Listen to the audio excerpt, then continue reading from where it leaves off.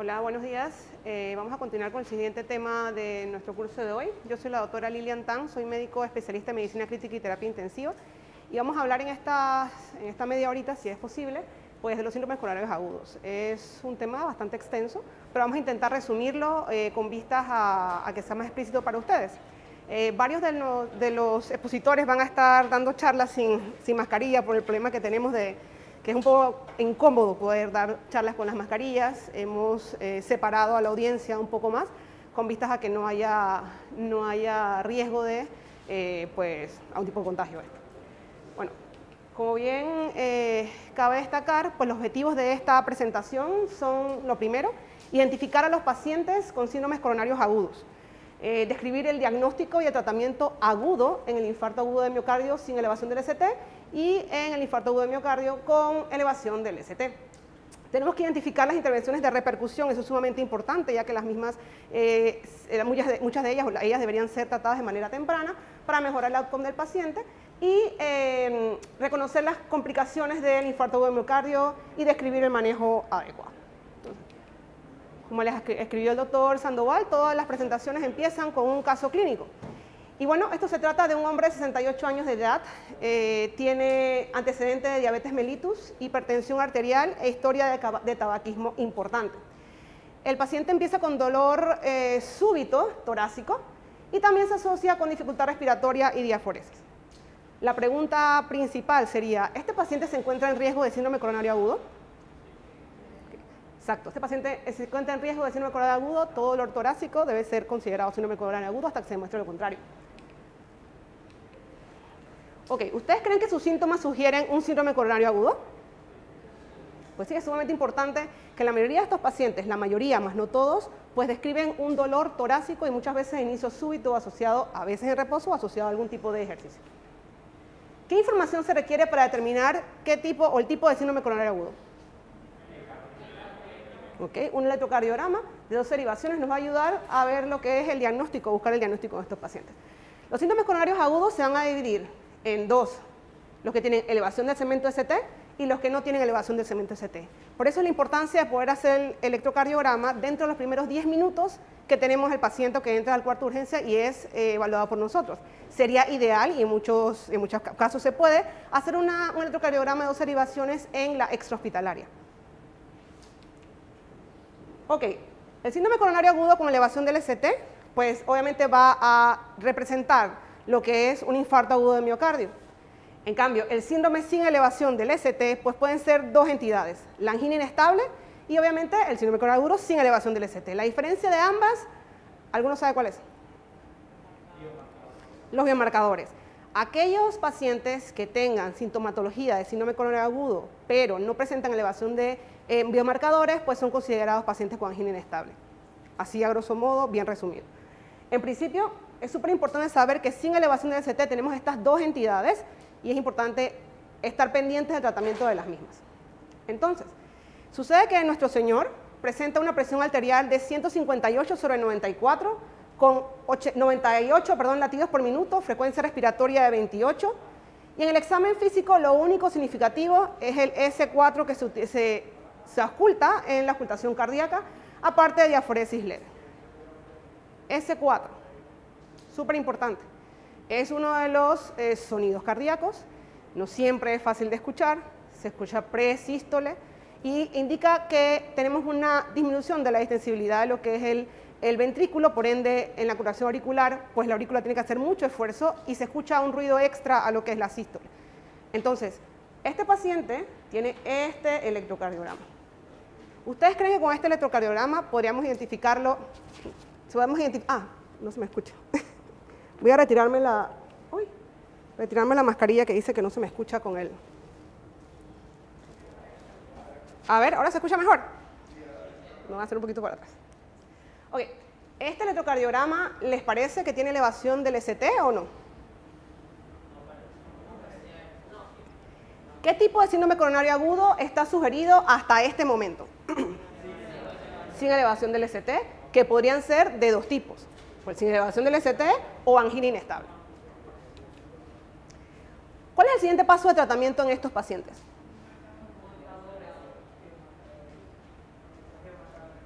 Tratamiento. Ok, hay una lista de cosas que podemos hacer, obviamente, debemos hacer en este tipo de pacientes. Y lo primero es, vamos a hacer esta pregunta que nos va a llevar un poquito más al tratamiento rápido que tenemos que instalar en estos pacientes. ¿Cuáles son los siguientes pasos de tratamiento? Podemos seleccionar todas las que apliquen. ¿Administraríamos suplemento de oxígeno a este señor? Ok. ¿Le daríamos aspirina? Ok. ¿Iniciaríamos anticoagulación? ¿Control del dolor? Pues sí, seleccionaríamos la mayoría o todas las anteriores.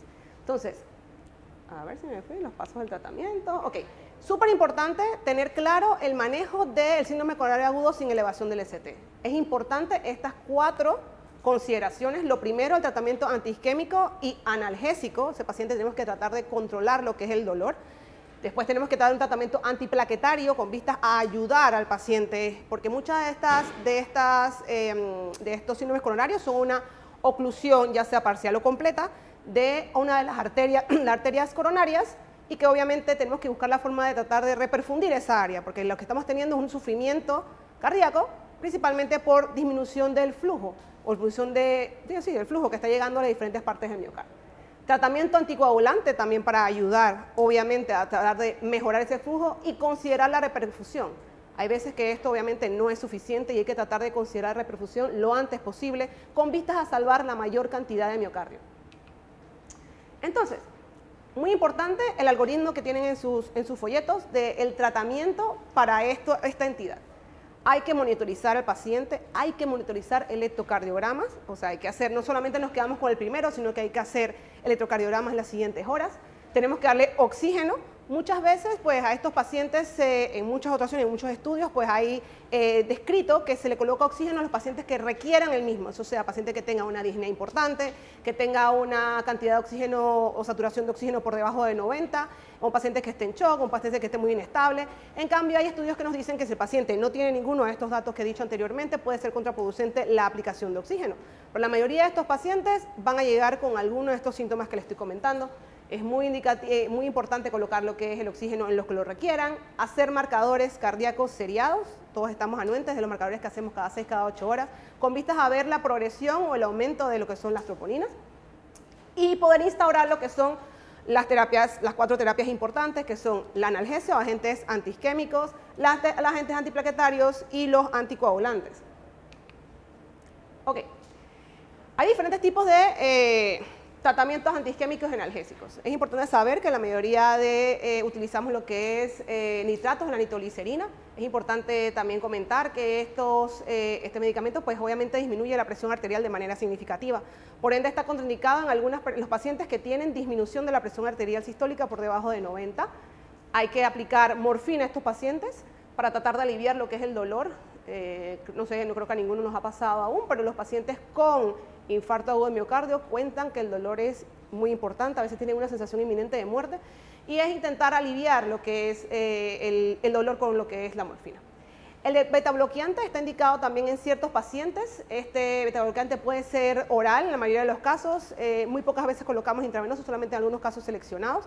Pero ¿qué es lo que va a hacer el betabloqueante? Va a disminuir la demanda de oxígeno que va a tener ese miocardio, con vistas a tratar de que no sea más la demanda de lo que estamos aportando con lo que es la perfusión.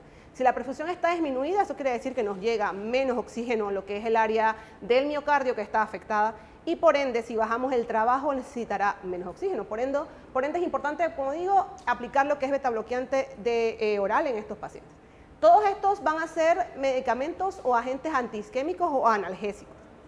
Ya cuando pasamos a los agentes antiplaquetarios, está la aspirina, ácido acetil salicílico, que como saben es casi lo primordial lo que tenemos que colocar en estos pacientes. Hay algunos pacientes que hay que, bueno, no hay unos, en todos hay que preguntar inicialmente si son alérgicos a la aspirina.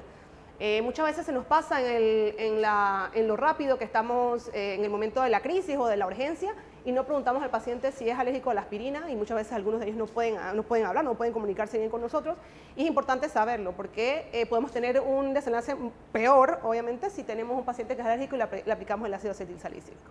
Otros agentes antiplaquetarios está el clopidogrel, el famoso Plavix, el prasugrel y el ticagrelor.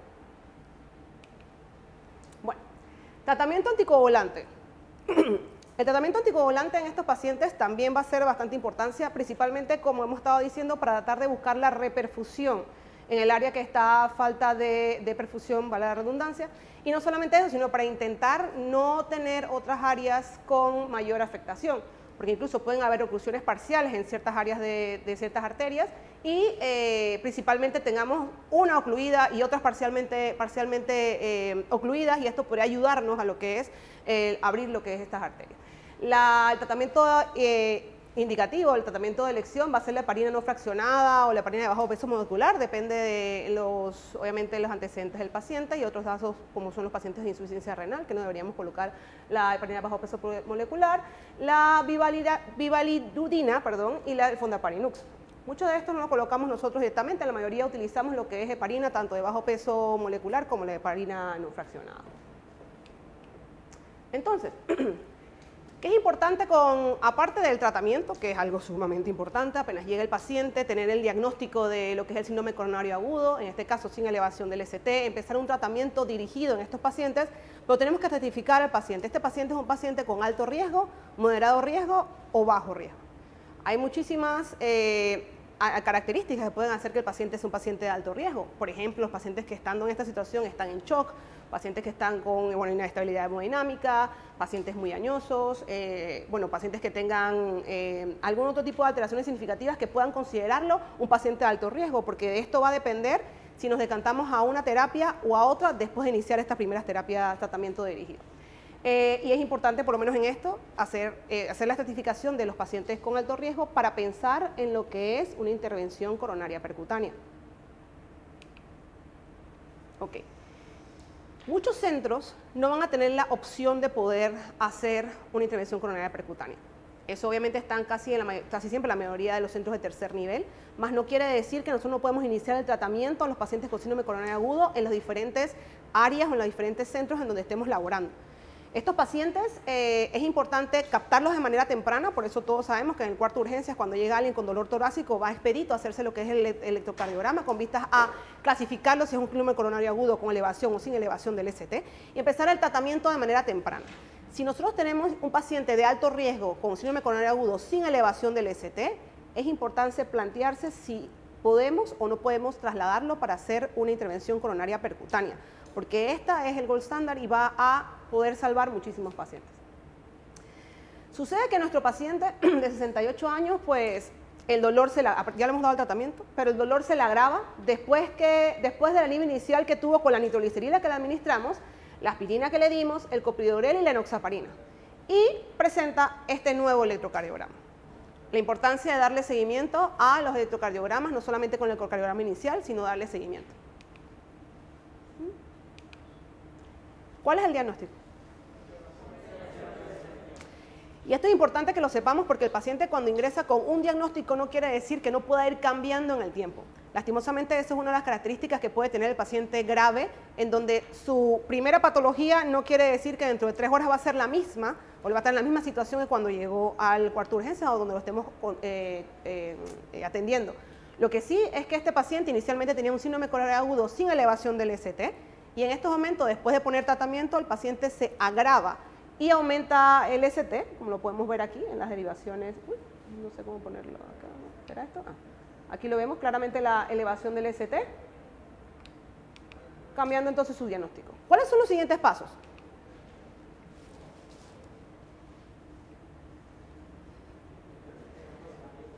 Tenemos el algoritmo al frente, pero sí, empezamos, todos estos pacientes van a tener casi el mismo tratamiento inicial que los pacientes sin elevación del ST. Colocar oxígeno, hay que poner marcadores, hay que seriar marcadores, hay que poner antiisquémicos, analgésicos, antiplaquetarios, anticoagulantes. Pero muy importante con estos pacientes es que aparte de esto, la diferencia que tenemos en uno y otro es que estos pacientes deberían ir como primera opción, si es posible, a una intervención coronaria percutánea lo antes posible. Ok. El infarto agudo del miocardio con elevación del ST, el objetivo que yo tengo con estos pacientes es intentar restablecer la perfusión, o sea, buscar la forma de poder reperfundir ese miocardio con vistas a intentar de perder la menor cantidad de masa miocárdica posible. Y a medida que vaya avanzando el tiempo, lo más probable es que se vaya agravando o incluso se vaya haciendo un poco más grande. Por eso la actuación rápida va a ser limitar el daño miocárdico y limitar la extensión de lo que es el infarto. Muchos de estos empiezan con el dolor inicial y no es hasta las 6, 8, incluso 10 horas en que hay un daño miocárdico establecido. O sea, tenemos algo de tiempo, que es muy poco, la verdad, 6 horas son muy poquito, pero la verdad tenemos algo de tiempo para poder tratarlos y tratar de salvar esa parte de miocardio que tenemos. ¿Qué opciones tenemos para tratar de buscar la perfusión en estos pacientes que tienen con elevación del ST? Pues tenemos 3 formas. La intervención coronaria percutánea, que sabemos que se hace en hospitales de tercer nivel. Tenemos fibrinolíticos, que eso no necesariamente tiene que estar en un hospital de tercer nivel. Y tenemos la cirugía de derivación coronaria, que pues sí está dentro de lo que es el tercer nivel. Entonces, importante saber que tenemos que conocer cada una de las indicaciones de esto, cada una de los potenciales o los posibles tratamientos que nosotros podemos dar en nuestro centro, en lugar de trabajo. Muchos podrán ir directamente en menos de 30 minutos a lo que es la suite y poder hacer lo que es la intervención coronaria percutánea. Otros no tendremos esa posibilidad y tenemos que ver las opciones de posibilidades que vamos a tener en el lugar en donde nosotros trabajamos. Entonces, ok, reproducción invasiva disponible. ¿Tengo o no tengo la posibilidad de poder tratar a estos pacientes por hemodinámica? No la tengo. Entonces tengo que trasladarlo rápido a un centro en donde haya hemodinámica, donde haya posibilidad de hacer una intervención coronaria percutánea. Eso lo tengo que tener ya en un protocolo establecido en el lugar donde yo trabajo. Debe haber un protocolo establecido en todos los centros para saber qué vamos a hacer con estos pacientes. Si el paciente tiene un síndrome coronario agudo con elevación del ST y yo tengo la posibilidad de trasladarlo lo antes posible, tengo que hacer en menos de 30 minutos. Tengo que hacer todo lo posible por trasladarlo en menos de 30 minutos. Cuando él llega, lo acomodan, lo suben, el paciente tiene lapso o chance para poder tener una reperfusión de ese miocardio que está teniendo lesionado. Si tengo pues la posibilidad de poder hacerlo en nuestro centro, pues pasa directamente, se presenta el caso y el compañero de cardiología hemodinamista pues nos ayudaría con esto. Sucede que no puedo trasladarlo de manera rápida, no hay ambulancia, no estoy demasiado metido, estoy demasiado lejos, etcétera. Pues entonces tenemos que plantearnos si es posible que el paciente pueda hacerse fibrinolisis. Las indicaciones de fibrinolisis son a veces variables en el sentido del paciente sí o no, pero las contraindicaciones sí son absolutas. Hay contraindicaciones absolutas que queramos o no, no podemos fibrinolizar a algunos pacientes y eso es importante también que lo tengamos claro. Porque los pacientes que son candidatos a fibrinolisis, que no son candidatos a fibrinolisis y hay que tenerlos presentes, son los pacientes que tienen un sangrado activo en este momento, sin excluyendo lo que es la menstruación, un sangrado activo en este momento, un paciente que ha tenido una cirugía o un sangrado en los últimos 3 meses, pacientes que tengan lesiones cerebrales, pacientes que hayan tenido isquemia cerebral de menos de 3 meses de evolución. Es importante saber cuáles son los pacientes que vamos a poder fibrinolizar. No es solamente correr y poner el fibrinolítico, sino que tenemos que saber qué pacientes son candidatos a esto, porque si no son candidatos, hay que llamar a un experto que nos ayude qué vamos a hacer con este paciente. ¿Okay? Y en caso de que sí sea candidato, pues las administramos fibrinolíticos y lo trasladamos al centro que tenga intervención coronaria percutánea en caso de que el paciente sea de alto riesgo. ¿Por qué? Porque muchas veces este fibrinolítico no hace completamente el trabajo, o sea, no reperfunde. Y si no reperfunde, tenemos una opción de poder hacer una intervención coronaria percutánea de rescate y poder rescatar el miocardio que tenemos afectado. Entonces hay que tener muy claro, lo repito, el tipo de síndrome coronario agudo que tenemos, si el paciente es un síndrome coronario agudo con elevación del ST, saber si son de alto riesgo o no son de alto riesgo. Todos estos pacientes deberían ser candidatos o deberían ser como primera opción a una terapia de, ¿cómo se llama?, coronaria percutánea. Si no es posible porque me demora demasiado tiempo porque no tengo y me demora demasiado tiempo trasladarlo, entonces planteo lo que es la fibrinolisis. ¿Okay? En los pacientes COVID, se sabe que la primera indicación de pacientes que presentan un síndrome coronario agudo con elevación del ST es la fibrinolisis. En ese caso, cambia. ¿Okay? En ese caso, estos pacientes debemos fibrinolizarlo para tratar de disminuir lo que es el riesgo de contagio en los pacientes o en las personas que nos van a ayudar, en este caso, el equipo de hemodinámica. Y bueno, pues, si administramos esto, considerar obviamente el traslado a un centro también que tenga intervención coronaria percutánea, si el paciente no es de alto riesgo, pero ya digo, por si acaso no nos funciona lo que es la fibrinolisis, existe la posibilidad de que el paciente se beneficie de lo que es la terapia percutánea. ¿Cuándo prefiero terapia percutánea antes que fibrinolisis? Ok, importante. Si yo puedo hacer esa intervención en menos de 12 horas de que ha empezado el síntomas del paciente, pues obviamente esa va a ser mi primera opción. Si yo tengo una isquemia en este momento y sigue estando después de 12 horas de inicio de síntomas, debería también intentar hacer lo que es tratamiento percutáneo. Pues repito, han pasado ya 12 horas desde que el paciente empezó con los síntomas, pero aún él sigue con síntomas. Eso quiere decir que podemos plantearlo para que es una intervención percutánea. Paciente que no sea candidato a fibrinolíticos, paciente que esté sangrando, tenga antecedentes de tumor cerebral, antecedentes de isquemia cerebral, o sea, hay muchísimas contraindicaciones y también algunas contraindicaciones relativas. Si el paciente tiene presencia de insuficiencia cardíaca o shock cardiogénico, ese paciente tiene que ir directamente a lo que es percutáneo. ¿Por qué? Porque es la manera más rápida de poder tratar de salvar más masa miocárdica. Y obviamente si el paciente tiene mayor riesgo de mortalidad, en caso de que le pongamos fibrinolítico. Casi siempre esto va ligado a lo que es la contraindicación de los fibrinolíticos. Entonces, los pacientes que deberían ir o ser candidatos a intervención coronaria percutánea están bastante claros. Coronario agudo, alto riesgo, no tiene contraindicaciones de fibrinolítico, o no es COVID, tiene contraindicaciones de fibrinolítico. La primera opción es esto. ¿Okay? Si no puedo hacerlo porque tengo muchos problemas, obstáculos, pues puedo plantear lo que es la fibrinolisis. ¿Cuándo se considera? Pues bueno, esto también es bastante importante. Si el paciente llega antes de las 3 horas de síntomas y ya yo tengo el diagnóstico, llegó, fue súper rápido, le hicimos el EKG, elevación del ST, le puse todas las cosas y me doy cuenta que han pasado hora y media y el paciente tiene con síntomas, no tiene riesgo de hemorragia, no tiene contraindicación y yo no tengo la manera de poder plantearle una intervención percutánea, pues a este paciente le podría plantear primero la fibrinolisis antes de optar por poder trasladarlo y llevarlo a un lugar, un centro donde haya terapia de coronaria percutánea. Pero claro, esto es importante saber que el paciente tiene que llegar dentro de las primeras 3 horas de inicio de síntomas. Esto lastimosamente sabemos que no pasa siempre, pero si tenemos esta opción y no tenemos la posibilidad de poder proporcionar lo que es la terapia de percutánea, pues una opción es iniciar lo que es fibrinolisis. Y bueno, aquellos pacientes que han tenido 12 horas del inicio de los síntomas y no tenemos la posibilidad de trasladarlos a un centro con ICP, no tenemos posibilidad, pues una opción es colocar lo que es el fibrinolítico y bueno, importantísimo que no esté contraindicado. Entonces, pasamos a nuestro paciente, le hicieron ICP, el paciente estuvo mejor, salió de la suite del ICP, ¿qué hacemos? Hay tratamientos que hay que seguir, porque una cosa es tratar de reperfundir de manera momentánea, pero eso no quiere decir que no podamos tener un nuevo infarto como complicación, que vuelva a taparse ya sea el stent que han colocado o incluso que haya otra arteria que pueda haberse ocluida. Entonces, después de la reperfusión, le ponemos a todos los pacientes ácido acetilsalicílico, o sea, todo el mundo tiene que tener aspirina, tiene que seguir el tratamiento con aspirina. Estos pacientes con la terapia de reperfusión debe tener doble antiplaquetario, por ende debe tener aspirina y clopidogrel, prasugrel o ticagrelol. Importante que debe tener una doble cobertura antiplaquetaria.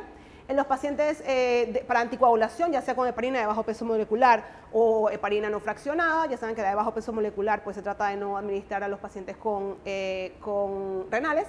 Y bueno, en los pacientes que hemos utilizado estreptoquinasas para la fibrinolisis, no hay que anticoagularlos después. ¿Okay? Solamente si hemos usado alteplase o estas cosas, pues sí, pero si hemos utilizado streptoquinasa, que pues no es el tratamiento que se utiliza casi siempre en nuestro país, no hay que colocar lo que es anticoagulación. En los pacientes seleccionados, pues depende, si el paciente vemos que es un paciente que tiene aumento de la presión arterial o vemos que el paciente puede soportarlo, pues podemos ponerle nitroglicerina intravenosa, sabiendo que no podemos ponerla si el paciente tiene una sistólica por debajo de 90. El betabloqueante oral, que nos va a seguir funcionando como un antiaginoso o un analgésico, tratando de disminuir lo que es la demanda de oxígeno de la parte miocárdica. Se ha visto que pacientes que le colocamos inhibidores de la ECA pues tienen una mayor sobrevida, menor mortalidad y pues altas dosis de estatinas. Esto es como si fuera una receta de cocina, sale y al paciente le empezamos a poner una cantidad de medicamentos con vistas a tratar de mejorar o disminuir la probabilidad de que pueda tener otro evento isquémico. Ok, el paciente recibió ICP, el tratamiento percutáneo, le pusieron un stent. Estaba perfecto, pero un día después desarrolla disnea, estertores e hipoxemia. Los signos vitales son estos: 110-60, 70 latidos por minuto y 24 respiraciones por minuto. Disnea, estertores e hipoxemia. ¿Cuáles creen que se puede hacer la complicación de este paciente? Es una de las complicaciones más habituales después de una reperfusión con este tipo de pacientes. ¿Quién da más? Es una opción, puede ser, no es una opción. Pero es importante que vean, tiene estertores, hipoxemia, disnea. ¿Qué hacemos? Pueden seguir con el diagnóstico que tienen pensado. Ok, por ahí me dicen tromboembolismo, insuficiencia cardíaca. Pues lo más frecuente es que sea insuficiencia cardíaca. La mayoría de estos pacientes pueden desarrollar lo que es una insuficiencia cardíaca. Es importante saber que la insuficiencia cardíaca tiene una clasificación y obviamente los más graves son aquellos que tienen estertores y disnea. O sea, muchas personas tienen algo de insuficiencia cardíaca, pero no son tolerables, pero en cambio estos pacientes pueden desarrollar una insuficiencia cardíaca severa, obviamente. Y a pesar de que tenga signos vitales relativamente estables, estamos viendo que está respirando a 24 respiraciones por minuto. Entonces, ¿cuáles son los pasos para el tratamiento? Le damos terapia vasodilatadora, terapia inotrópica, diuréticos de asa, terapia vasopresora. Ok, para intentar que el paciente con insuficiencia cardíaca, que acabamos de reperfundir, mejore un poco lo que es el gasto, pónganse a pensar, ese paciente si tiene un aumento de la presión arterial post-carga, por decirlo de una manera, pues si logramos disminuir esto, el paciente va a tener una mayor posibilidad de poder tener un gasto cardíaco efectivo. Por ende, hay que intentar bajar lo mínimo posible que podamos y se pueda lo que es la presión arterial. En este caso, podemos, si nuestro paciente tiene una presión arterial por arriba de 90 mililitros de mercurio de sistólica, podríamos colocar lo que es terapia vasodilatadora, que en este caso sería nitratos. Terapia inotrópica, diuréticos de asa, terapia vasopresora. Sí, ¿no? Tal vez. Súper importante, lo primero que tenemos que tratar de hacer es disminuir la congestión pulmonar del paciente, hay que aplicar diuréticos de asa. En los pacientes que tengamos hipotensión, no pusimos nitratos ni nada, pero hipotensión, pues obviamente hay que aumentar lo que es la presión arterial porque podemos tener falla de algunos otros órganos por la disminución de lo que es la presión arterial. Entonces, ¿cuáles son los pasos siguientes? Pues aquí pusimos que, aquí me cambiaron un poquito lo que es la presión arterial. Pero ¿qué intervenciones son apropiadas si el paciente tiene 88-55? Si el paciente está igualito, no hemos hecho absolutamente nada, nos llega de esta manera, pero tiene, en vez de 105-60, tiene 88-55. ¿Qué es lo primero que tenemos que hacer? Inotrópico, con vistas a tratar de aumentar lo que es la presión arterial. ¿Ok? Es importante saber y ver los signos vitales del paciente, porque todo medio es más o menos como una receta de cocina, pero hay que saber cuánta sal echarle. Hay que saber más o menos cuánto o cómo está el paciente para saber cuál es la terapia que vamos a utilizar. El paciente está hipotenso, hay que ayudarlo porque vamos a tener mayor repercusión en otros órganos y tratar de ver cómo hacemos poco a poco para tratar de descongestionar la parte respiratoria. Ok, al pobre señor anterior que le pasó tantas cosas, tenemos ahora otro caso. Este es un paciente que llega también con dolor y tuvo una presión de 90-50, tiene las venas yugulares dilatadas y los pulmones están despejados. Este es el electrocardiograma. Aquí hay datos bastante importantes, no son patognomónicos, pero son muy frecuentes en los pacientes que vienen con dolor torácico, pero con pulmones despejados. ¿Qué síndrome coronario agudo, si es que tiene este paciente? Olvidemos esta pregunta. Síndrome coronario agudo. Tenemos dos tipos de síndrome coronario agudo. Con elevación del ST, sin elevación del ST. Si aquí sospechamos que este paciente tenga dolor torácico, tengo que descartar que tenga un síndrome coronario agudo. ¿Tiene elevación del ST o no tiene elevación del ST? ¿En qué derivaciones?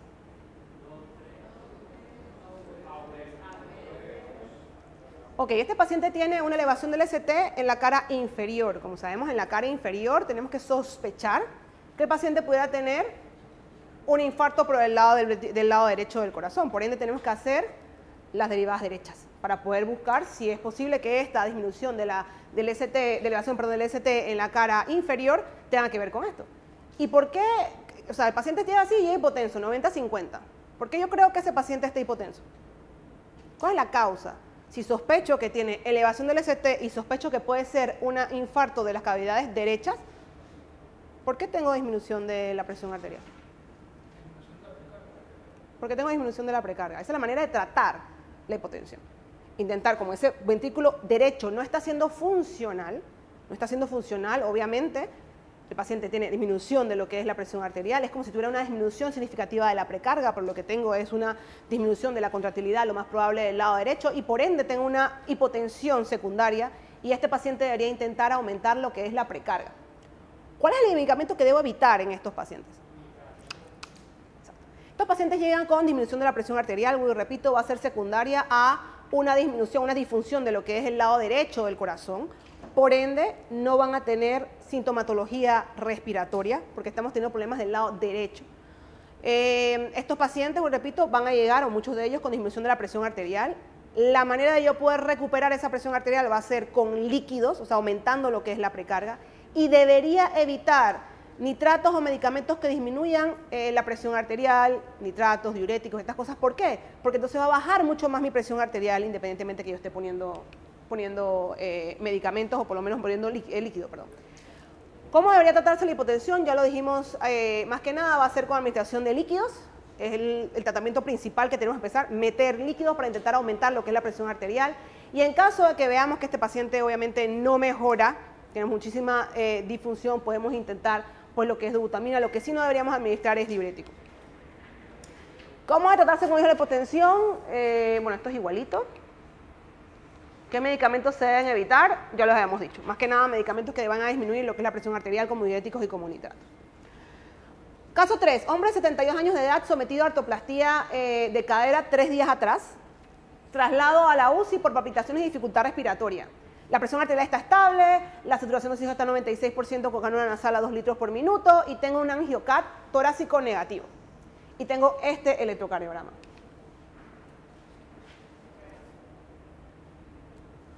¿Qué vemos ahí? Vemos una arritmia. ¿Okay? Esto no es un ritmo normal. ¿Y qué yo creo que puede ser la causa de esta arritmia? ¿O qué es algo que siempre debo pensar que puede ser la causa de arritmia en los pacientes? Ya que estamos hablando de esto. Un síndrome coronario agudo. Debo pensar que puede ser una de las causas principales que tengo un paciente que presenta una arritmia nueva. Y hay que saber que las complicaciones que pueden tener algunos pacientes posquirúrgicos puede ser el síndrome coronario agudo o el infarto transoperatorio, preoperatorio o posoperatorio. La mayoría pueden tener hasta el tercer día de probabilidades de poder presentar lo que es una isquemia miocárdica aguda. Y sí, podría, o sea, pueden ser millones de cosas lo que pueden causar arritmia en este paciente con tan poquitos datos que tenemos, pero una de las más importantes que tenemos que descartar es que el paciente tenga un síndrome coronario agudo. ¿Qué debe hacerse si la troponina está elevada en este paciente? Llegué, vi a este paciente, empecé a hacer mi algoritmo de síndrome coronario agudo, le pedí biomarcadores y me salió la troponina alta. Dime. ¿Tenemos EKG? Tenemos este EKG. Yo solo tenemos esta derivación. Así, poquito. No tenemos mucha cosa. Vamos pensando y vamos por partes. ¿Cuál podría ser la causa del cambio en este paciente? ¿Creen que podrían hacer alteraciones electrolíticas? Perdón? O sea, ¿alguna alteración electrolítica podría producir una arritmia a un paciente posoperado? ¿Sí? ¿No? ¿Tal vez? Sí. Una de las causas de producir arritmias de pacientes posoperados puede ser alteraciones electrolíticas. Por ende, hay que sacarle obviamente electrolitos al paciente. ¿Ustedes creen que puede tener una isquemia miocárdica perioperatoria? Podría tener una isquemia miocárdica perioperatoria. ¿Creen que podría ser por administración de metoprolol? ¿Sabemos qué es el metoprolol? Beta bloqueante.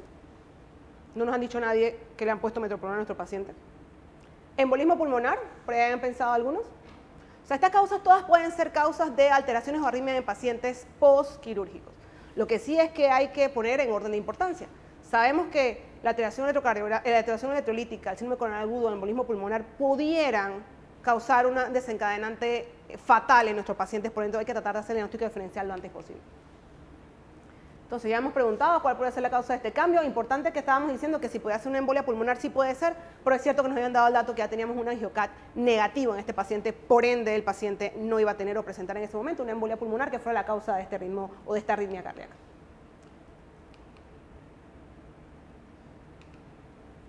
¿Qué hacemos si la troponina está elevada?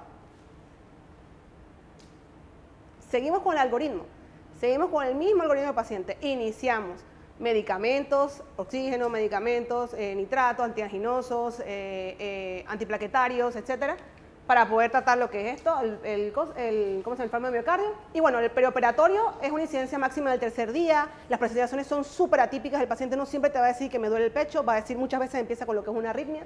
Hay que iniciar todo idéntico, hay que considerar lo que es la perfusión, la intervención coronaria percutánea, y la fibrinolisis puede estar contraindicada en estos pacientes, pues tienes que ver cuál fue la cirugía que se le hizo, saber si podemos fibrinolizarlo o no. Desafíos. ¿Cómo modificar el tratamiento de síndromes coronarios agudos en estos pacientes? Si el paciente tiene alergia al ácido acetilsalicílico, ¿qué podemos hacer? Tenemos opciones para poder ponerle algún otro antiplaquetario, como es el copidogrel. Paciente con emesis en pozos de café, ¿le damos ácido acetilsalicílico o le damos copidogrel o no? Se le da a todos los pacientes que tengamos, si no tienen un sangrado activo importante y no los inestabiliza. ¿Okay? Paciente con sensación de insuficiencia cardíaca grave, ¿los trataríamos igual? ¿No los trataríamos igual? Hay que definir cada uno de estos pacientes, saber qué tenemos por detrás, qué es lo que tiene de fondo el paciente y saber si podemos, cada uno de los medicamentos que tenemos que poder, si podemos administrarlo o no. Pregunta, sé que el tema es bastante extenso, está un poco resumido, pero está un poco más largo en los manuales que tiene. Preguntas que tengamos. Lo importante es tratar de seguir el algoritmo siempre que sospechemos un síndrome coronario agudo.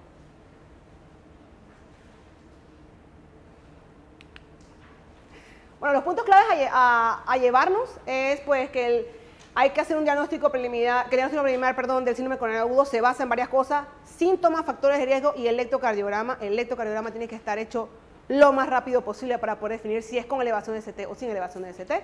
Hay que administrar aspirina en todos los pacientes, obviamente para intentar disminuir o buscar la forma de reperfundir el área que está con disminución o no reperfundida.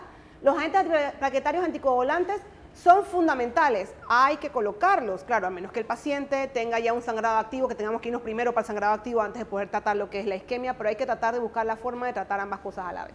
Pacientes con alto riesgo de síndrome coronario agudo sin elevación del ST son candidatos a intervenciones percutáneas. Si tengo un paciente con muchísimo riesgo y no tengo elevado el ST, tengo que presentarlo para tratar de ver si es posible hacer una reperfusión percutánea. Y bueno, es importante desarrollar un programa de reperfusión temprano, con bases a los recursos de nuestro centro, tener todo establecido como un algoritmo en el lugar donde estamos trabajando con vistas a qué hacer y no decidir en el momento de la urgencia. No sé cuánto me habrá demorado.